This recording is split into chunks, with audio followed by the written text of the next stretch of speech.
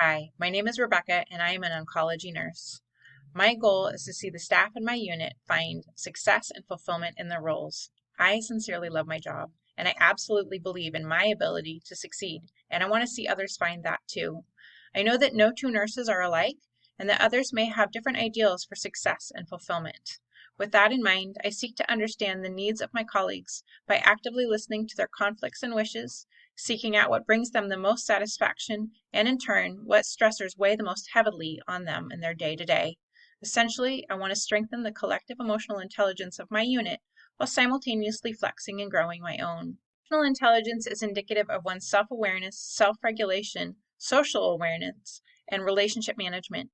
Well developed emotional intelligence has been shown to increase job satisfaction, improve stress levels, reduce burnout, and overall promotes a positive environment. The intelligent nurse leader understands that their team is made up of more than a collection of clinical skills, and as such takes time to understand the needs and perspective of their staff. He or she listens conscientiously to their staff both independently and as a unit to facilitate greater satisfaction, respect, cooperation, and positivity. Boiling it down, the essence of the emotionally intelligent leader is one that cares about the well-being and dignity of their staff and takes action to support those they are in place to lead. Tells us that when a team is led by and fosters emotional intelligence, burnout and stress are decreased while satisfaction and positivity are increased. But what does that feel like? To me, that feels like a culture of enthusiasm, respect, and kindness in a profession that challenges us in so many ways.